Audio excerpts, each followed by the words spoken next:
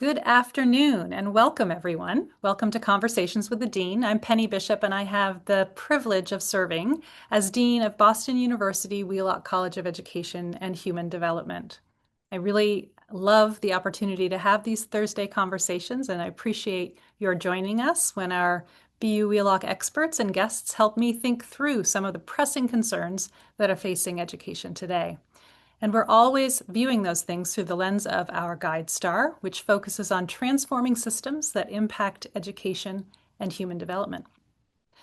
So as the current federal administration adopts a more restrictive stance toward multilingualism and internationalism, its recent executive order declaring English the nation's sole official language signals a significant shift in federal priorities, which is evidenced by a number of policy changes. Today, we'll explore how these changes may affect funding and educational opportunities for the more than 5 million students learning English nationwide. I'm joined today by BU Wheelock faculty experts Yasuko, Kanno, and Jen Altavilla-Giordano, who bring deep expertise in language education, multilingual learner advocacy, and TESOL program leadership, making them extremely well qualified to speak on the policy and classroom implications of this national shift. Jen Altavilla-Giordano is a lecturer in language education and director of the TESOL Multilingual Learner Education Program here at Boston University Wheelock College of Education and Human Development. Her work centers on teacher professional development, pre-service training, and instructional coaching for educators working with English learners, with the goal of improving multilingual learners' access to grade-level curriculum and school equity. Yasuko Kanno is a professor of language education here at BU Wheelock, specializing in how immigrant English learners access post-secondary education. She is a multilingual applied linguist and ethnographer who studies systemic marginalization of multilingual students of color and works closely with Greater Boston schools to promote educational equity. So welcome, Jen and Yasuko. I'm very pleased to have you with me today. Let's jump right in, shall we? Folks in the audience, I want you to know that we welcome your questions, so please put those in the Q&A box for us to integrate into our conversation. We will do our very best to try to get to them as we converse. Yasuko, I would love to start big picture, and I'd like to invite you to paint the landscape, both where we've been and where we are now. Specifically, how would you describe what's happened in federal policy? And what does the executive order declaring English the official U.S. language actually change in terms of federal protections, funding, and compliance for multilingual learners? Thank you, Penny, and thank you so much for having us. We are very, very excited to have the opportunity to talk about this topic. And hello, everyone. And let's just start with the big picture. So right now, there are currently about 5.3 million English learners, classified English learners in K-12 public schools in the United States. And that's roughly 10.6% of the public school student population in this country. So it's a good chunk of students. In Massachusetts, the rate is slightly higher. I just checked this morning just to get the latest number, and it's about 14%. Right, so it's just a bit higher than national average. And so the English learners are arguably one of the least well-served student populations in the United States. And as you say, I'm a researcher who studies English learners' access to post-secondary education, especially access to college. And research shows that, among native-speaking students, native-speaking high school students, roughly half of them go on to four-year colleges after high school. For English learners, it's about 1 in 5. So that is just one piece of information that gives you a sense of the, inequitable sort of access to education that English learners have. And then graduation rates, for example, in Massachusetts, again, this is what I just looked up this morning. 5-year graduation rate is 92% for all high school students. It's only 78% for English learners. So I think I'm pointing these statistics to say that, English learners are already underserved. And then, so that's the context.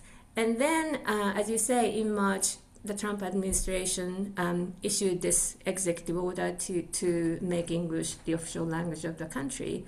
And, I'm a very pragmatic person, and I do think that the public schools in the United States have been operating as if English language was the official language of the country anyway. So that itself probably isn't going to change much of the English learner education.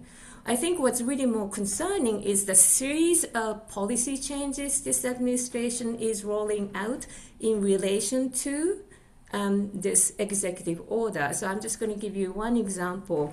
Back in 2015, the Department of Justice and the Department of Education jointly issued a federal guidance called, informally called the Dear Colleague Letter.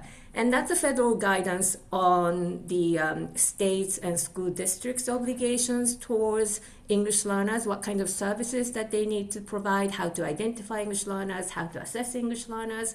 And then that guidance also spells out the educational rights of English learners. And that was issued back in 2015. Recently, I think in August, the Trump administration very, very quietly rescinded this document. And then so you can actually still see the document on the web, but at the top of the document, it now says in red letters, rescinded. This document has been formally rescinded by the Department of Justice and remains available on the web for historical purposes only. And so just because this administration rescinded this document doesn't change any of the actual sort of legal obligations. But what the federal government seems to be indicating now is that it is no longer interested in enforcing these obligations. So, some states will still honor the obligations and then will be still committed to providing support services to English learners. Other states may decide that's not their priority. So that's sort of the big picture to start with. Yasuko, that's really helpful. I don't know that I'd thought about the distinction between the executive order and the policies that have ensued, and that's helpful ground laying for us, I think, for today. So thank you very much. Jen, you've been a teacher and now you are both teaching and researching. And I wonder, given your background, why does it matter so much to you personally and professionally? Tell us a little bit about that. Yeah. Hi, everyone. I'm so glad to be here. So just I was a teacher in Boston public and charter schools for 6 years. And I was worked with multilingual learners that entire time, elementary and middle school students. So this is very close to my heart. And I think, as Yasuko said, we're not really sure yet what kind of practical implications are going to ensue because of this, but I do think ideologically, it seems like we're moving backwards in time. So when I was teaching in the early mid 2000s, there was a ballot measure that passed here in Massachusetts in 2002 called affectionately Question 2, which instituted English only education. So it basically said that students who were still learning English had to be taught in English except under extreme circumstances. So that was a state level thing. And now we're hearing at the federal level sort of similar sort of rhetoric about the prominence of English, English being, more prestigious and taking precedence over other languages in schools.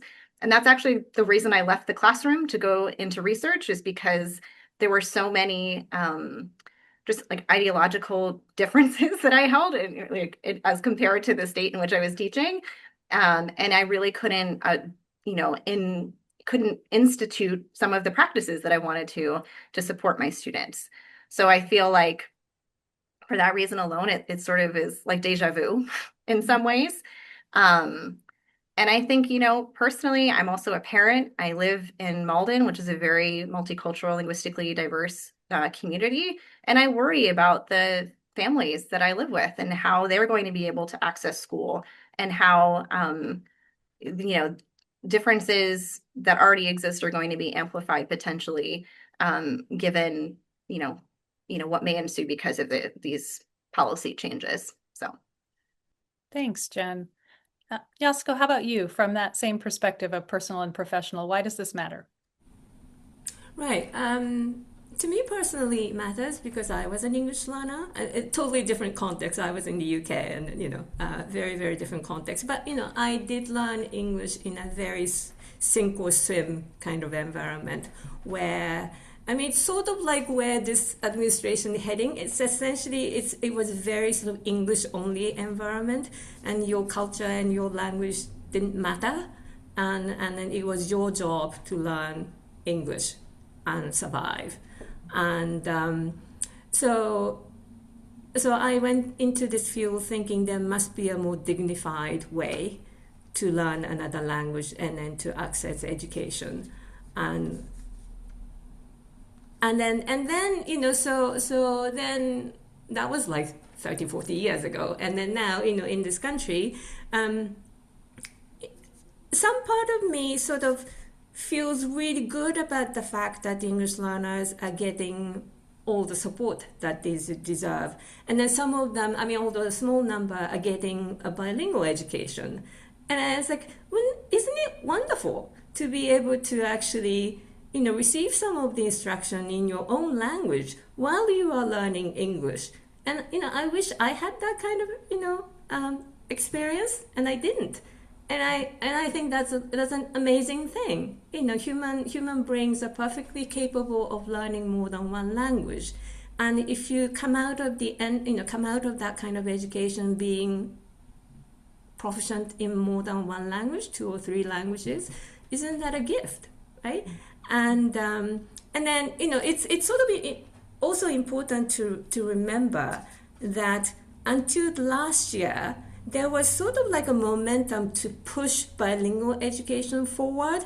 And then there was more of a recognition of bilingualism as an asset. For example, last year, US Secretary of Education Miguel Cardona actually put out this initiative called Being Bilingual is a Superpower.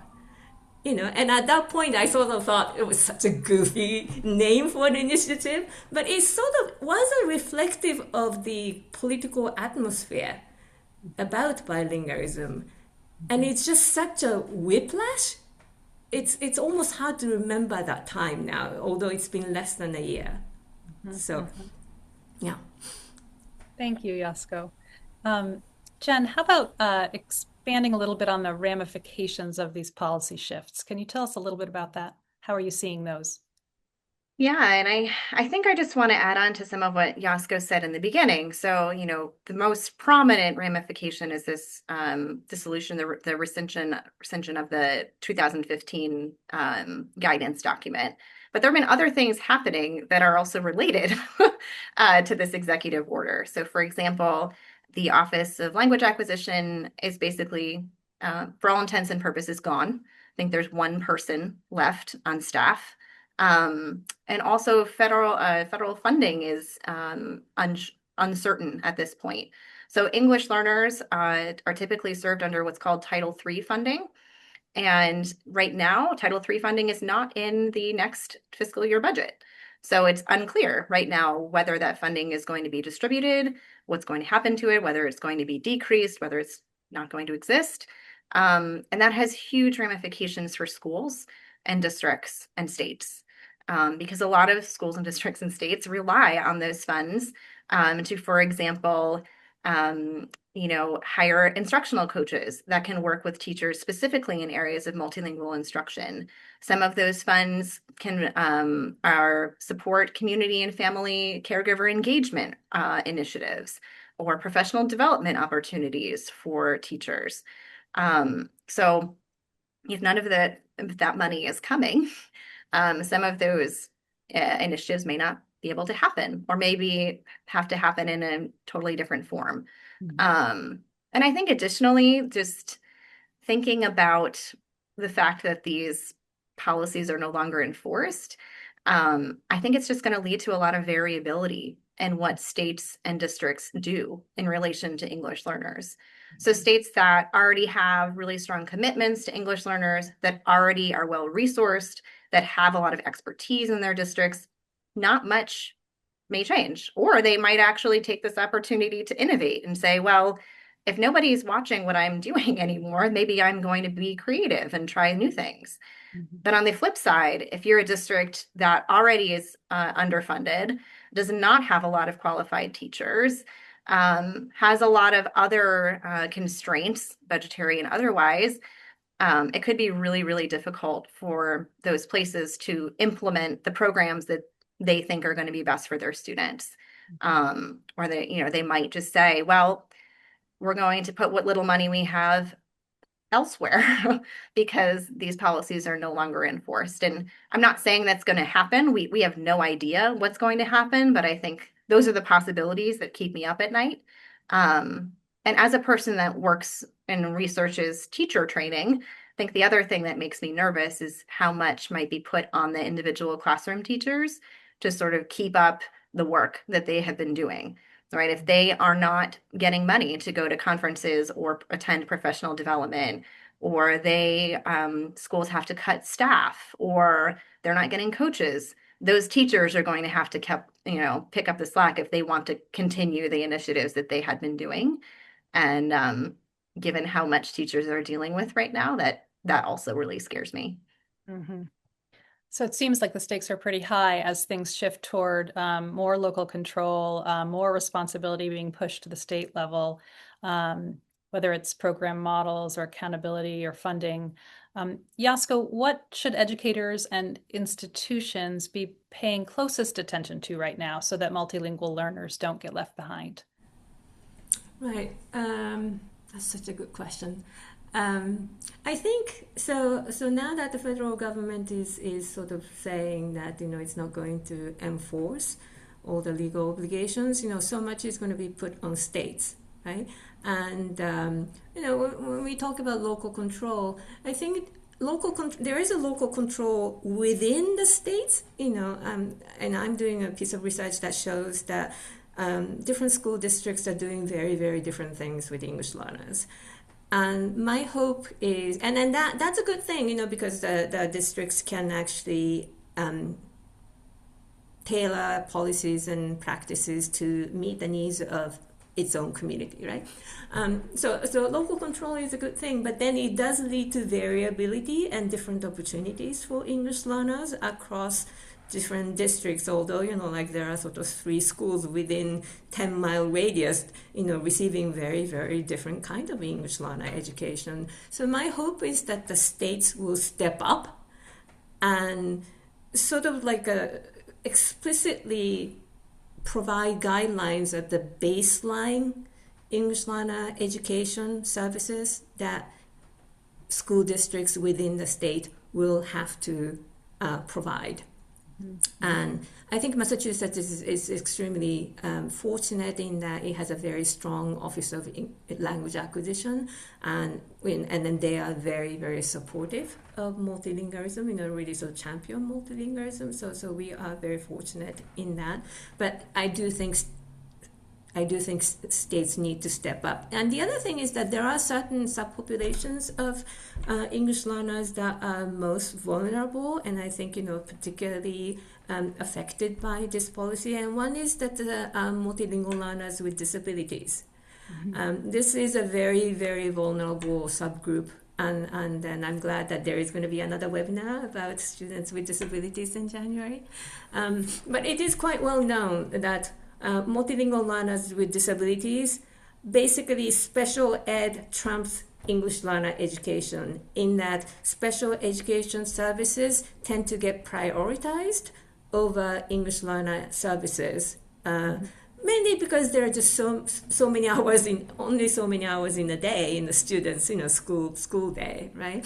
And so I do worry about English learner services get even further deprioritized with this political move, and the multilingual learners with disabilities get even less support services in terms of language acquisition.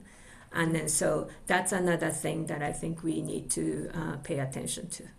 Can I just pop in, Yasko, and add something? What you just said made me think of another ramification with the Title III funding is that often like bilingual school psychologists or bilingual support providers that work with specifically with multilingual learners with disabilities. Those people might not be able to be funded anymore, if they're Sure. not on the, permanent staff or they are shared among multiple schools in a district.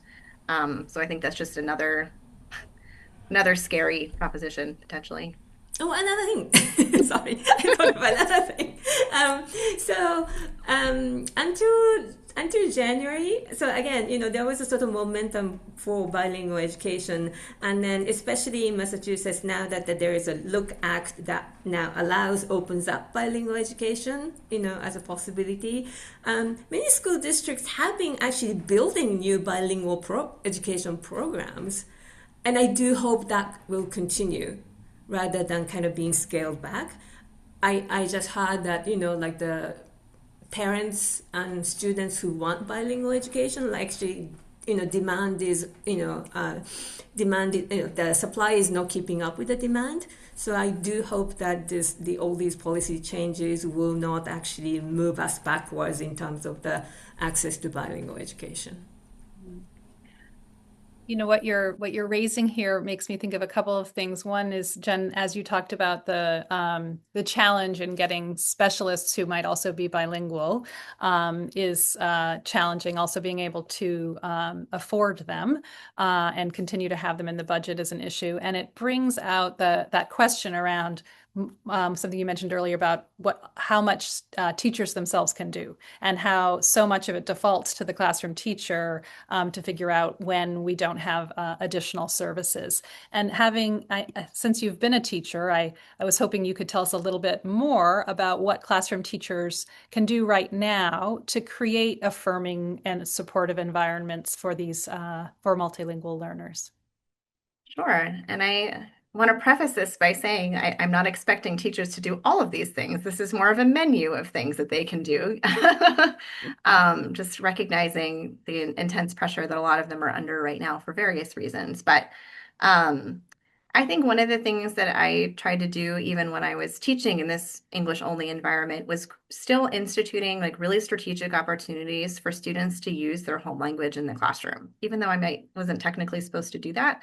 I think, for example, we talk a lot in our courses, our methods courses, about translanguaging, which is this idea that you should be able to use your full linguistic repertoire to access the curriculum, because you don't turn one side of your brain off just when you're in the classroom, sort of what Yasuko was saying earlier.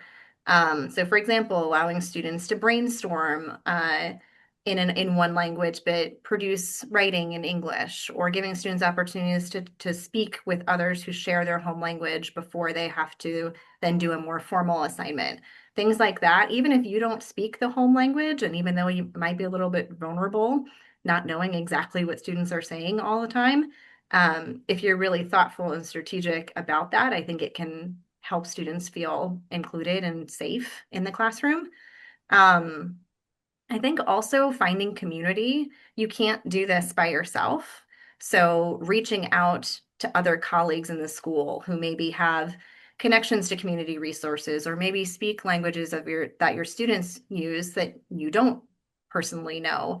I think building a strong coalition or community among staff can be really empowering, so that you don't have to feel like you have to do everything yourself. So if you need something translated and you can't do it, you know a person that can support you with that. Or if get a new student and you don't know, you're having trouble getting information, you know where to go to be able to get that information that you need. So I think that's really important. Um, this is another thing that adds to teachers' plates, but there are professional development opportunities that are free. So WIDA, which is the consortium that publishes our English language development standards here and many other states in the country, they offer free asynchronous online workshops, so that are accessible to teachers. And so that's something that you can do on your own time. Um, if there are funds left at your school, going to things like the MATSOL conference, which is our local TESOL International Association chapter. It's a very teacher-oriented conference, and it's a way, again, to build community, especially with people outside of your school. So those are the first things that come to mind. So helpful. I want to build on this idea of collaboration and not doing it oneself, and have us talk a little bit about families, parents and families. So we are getting some questions in the chat that relate to the role of parents and family members. So Martha is wondering about the role of parent volunteers in the classroom. And I just want to couple that with Gail's comment that Gail taught preschool and kindergarten for 30 years. Half of the children were English language learners, and she encouraged parents to support their children in their first language, stressing the cognitive benefits, seeing the world in different ways, like a painting. Can you recommend a book that speaks to this? So the role of parent volunteers and perhaps some reading recommendations for either one of you or both. I'll start and then let Jen think about that to follow up. So the role of parents is just so important. I was during COVID, I had the privilege of interviewing like 60 high school students. Most of them were students of color. Many of them are English learners. Talking about what it's like to be, going through COVID, and then also, what it was like to return to in-person schooling. And then up to that point, I had been mostly sort of working with English learners in school and then talking to teachers and administrators in school. So I hadn't done much work with what happens to these kids outside of the school setting. And then having this sort of COVID study and them talking about their life really sort of made me realize school is an important, but it is only one part of students' life. And the family is such an integral part of, their lives. And then so when parents are respected, when parents when parents' knowledge is respected and they're perceived as partners in the kids' education, I think kids just benefit so much from that. When the parents are alienated from schools, and that often happens with EL parents, often they might come to school and try to talk to the teachers or administrators, but they may, not necessarily intentionally or anything, but they may be turned away because there is no Spanish speaker right now, somebody who can translate. And so access to communication, access to information is actually a real problem for many parents. And I was in another project with the family engagement project with Latino parents and recently, and many of them were basically saying that that you show up and you are told that family engagement is important, so these parents show up taking the busy time out of their busy life to show up for the events or information sessions or orientations, only to find that the meeting happens only in English and there is no effort whatsoever to provide translation for critical information that they need to make informed decisions about their children's education. What a powerful way that you've just portrayed that, Yasuko. Yeah, most families want very much to be involved, and yet we need access points. Absolutely. Right. Jen, anything to add? Oh, I think Yasuko hit most of it. I was trying to think of a book recommendation. Yeah,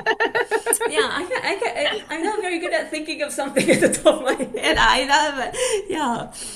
I mean, honestly, one of our colleagues, Dina Castro, does amazing work with young bilingual learners, and she's the first author that came to mind. Yes, why don't we write Dina Castro's name in the chat? In fact, I know that behind me, I probably have at least one of, if not more, of her books on my bookshelf. So You do, that blue book just behind you. Oh, look at this. Well, didn't that work out well? Just for those of you who have been attending these, any book that's turned outward behind me has been authored or edited by Wheelock faculty. So thank you, Yasuko, for pointing out the blue book. This is called Language, Learning, and Disability in the Education of Young Bilingual Children.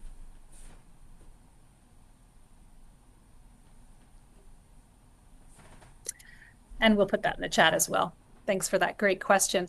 Yasuko, there's a question for you that is hearkening back to some of your opening remarks. Saul's asking, what in your view would be the best way to address the imbalance in outcomes that you described in your opening comments?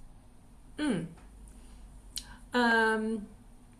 a complicated question, and then requires a complicated set of answers. But so many things. I think one of the things that's really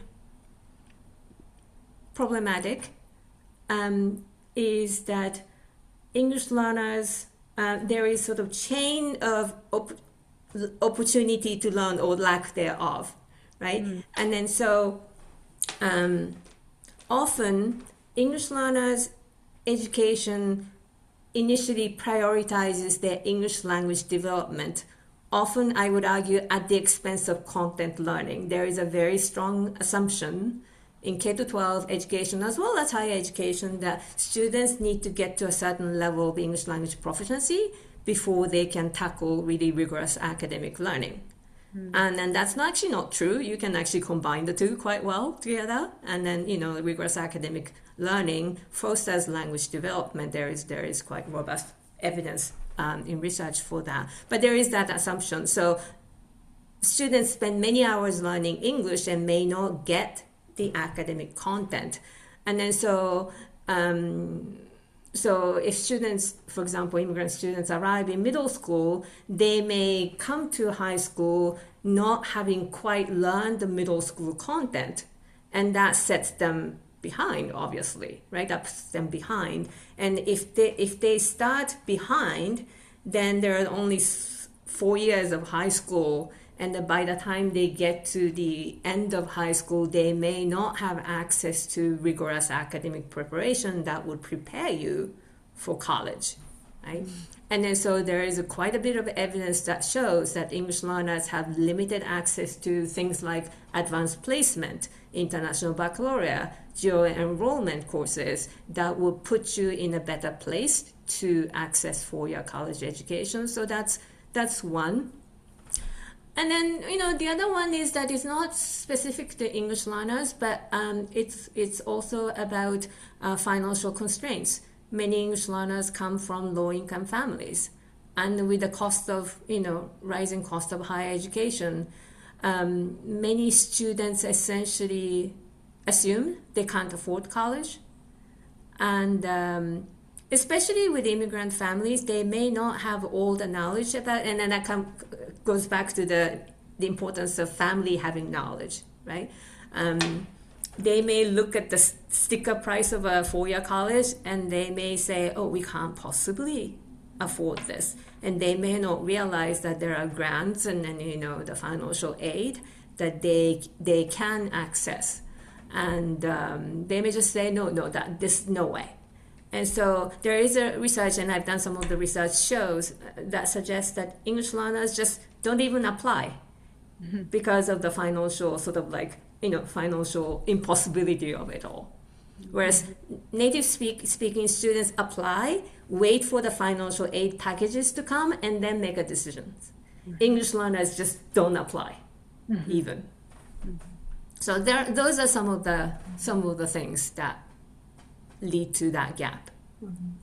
I was thinking of something else, Yasuko. So we've done some research on mathematics trajectories in high school for English learners. And one of the things that I found out, or my research team and I found out, is that a lot of times it's very, very complicated. So we were doing research in California, and I can't even remember how many different trajectories that you could take.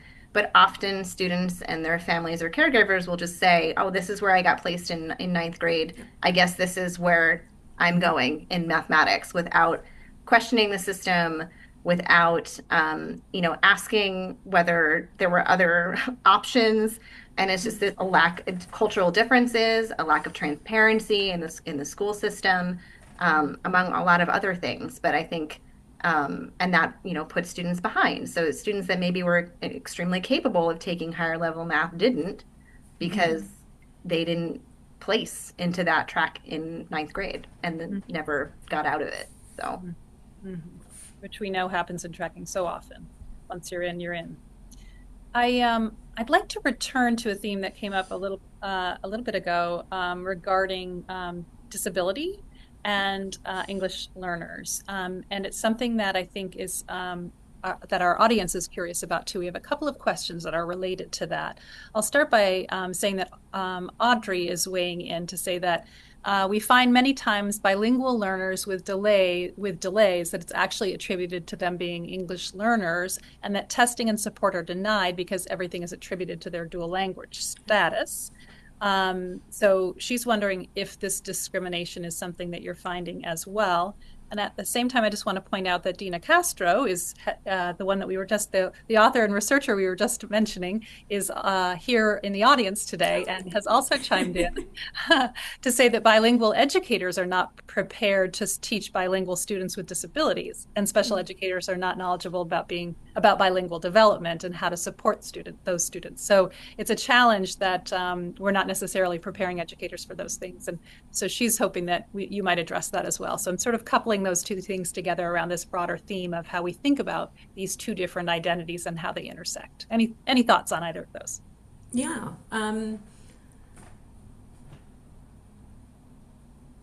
Identification of multilingual learners with disabilities is tricky, because the manifestations of disabilities can look very, very similar in some ways to students just learning a new language. And it's often very hard to disambiguate the two. But federal guidance, at least the one that's in the 2015 document, is very clear that you must not delay the assessment just because students are English learners. Some districts basically say, oh, let's wait for another year and until Pedro becomes better in English, and to see if it's actually still some sort of delays and has to do with disabilities, or is he just still learning English. Federal guidance is very clear that you must not do that. If there is a sort of suspected disability, you must assess that immediately. So that's one thing. And another thing that's very clear is that you must provide both sets of services. Some districts seem to be under the assumption that, if you provide one set of service, then that's okay. And it's not okay. Duly identified students are entitled to both sets of support services. And that much is clear. And then those two things are often not happening in many schools. And that sort of precedes the Trump administration. That was happening before. And then, another thing, Penny, what you said reminds me, there is so much siloing going on. And something that I'm really, really concerned about, in my research, sort of comes up from the state level all the way down to schools, and including teacher education, preparation programs like ours.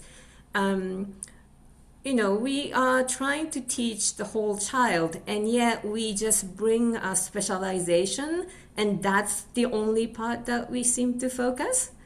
And it's like, I don't know if this is an analogy that holds, but a few years ago, I fell off a bike and it hit my shoulder, and then it sort of like bruised my arm all over, and then it wasn't healing very well. So I went to a specialist, and it was a shoulder specialist, and and then he looked at it, and I said, oh, by the way, my thumb's hurting too. Can you look at my hand? And he was saying, no, I don't deal with hands. I only deal from the shoulder to elbow, and elbow to hand is another specialist. So he didn't even actually take an x-ray of anything with my hand. And it's sort of a bit like that. It seems ridiculous when you hear about that. It's still my arm and a hand. It's one thing, But that's how they look at it. And it sort of feels like the similar thing is happening. Mhm. It's the whole child. And yet, we English learner teachers focus on only the language aspect of it. Special educators only tend to look at the disability side of things. And general education teachers are looking at the content. And there's not enough coordination or collaboration among the three. No, I was going to say the exact same thing, Yasuko.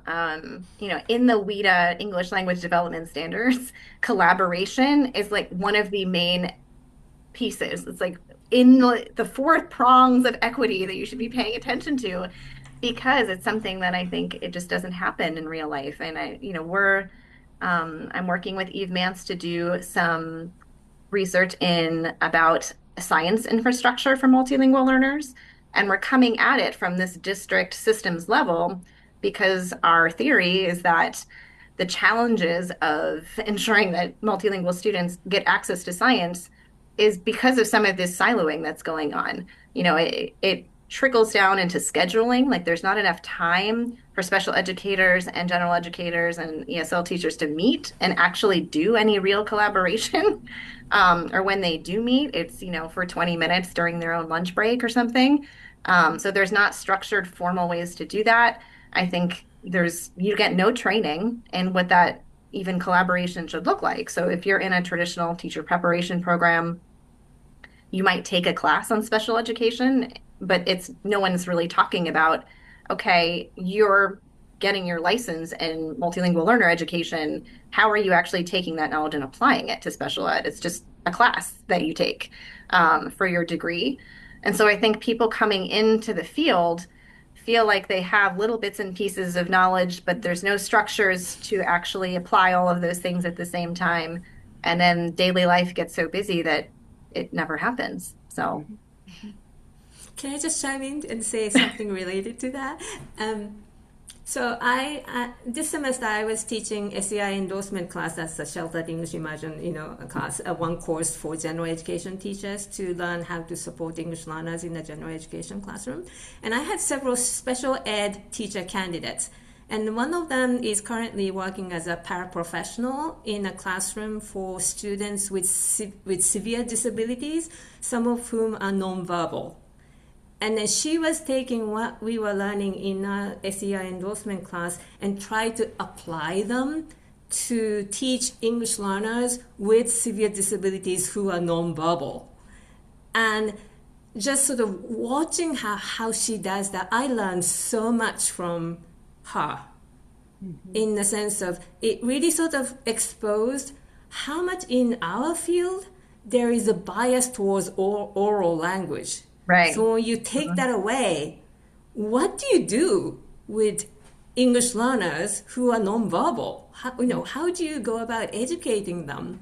And then so when you try to sort of bridge over and be curious about what happens in another field, I think you learn so much and you sort of learn so much about biases and assumptions in your field. Mhm. What a powerful example, Yasko. Thank you for that. I can see how multi-layered and complex this issue is. I also can't believe how quickly our time has gone. I think we have time for one last question, which I'm going to pull from the Q&A. We won't get to all of our audience's questions, unfortunately, but I do want to encourage folks to reach out because we're always happy to talk afterward. You can find us on our website. But Zara is asking a question that I think lends itself to our ending on a positive and productive note.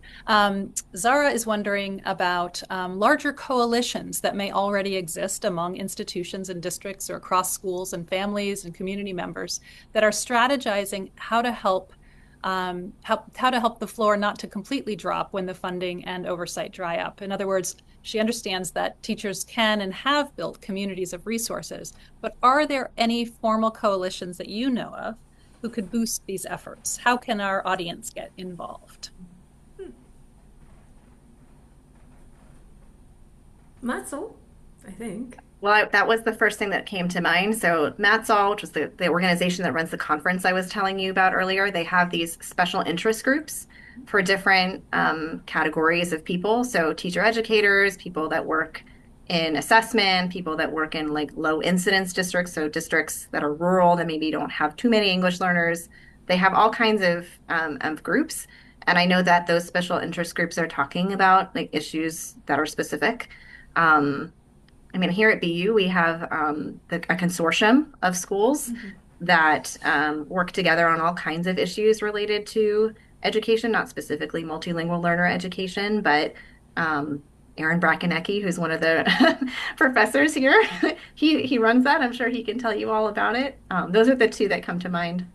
Jen, could you, for our listeners who don't know what MATSOL stands for, could you spell that out for us? Yeah, Massachusetts Association of Teachers of Speakers of Other Languages.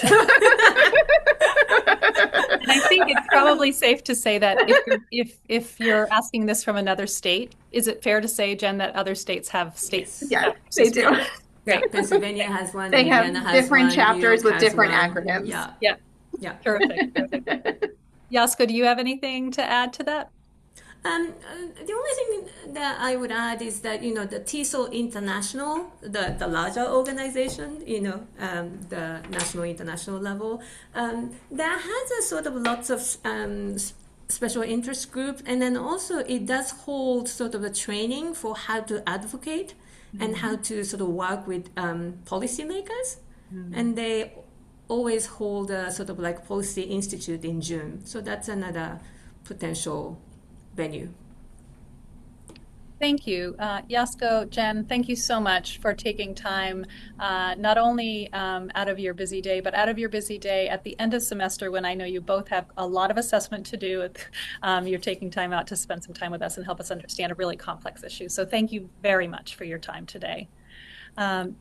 To the rest of our audience, if you're interested in pursuing further study at BU Wheelock or further conversations with us, we've included our contact information, and we'd love to hear from you and welcome you back to Wheelock.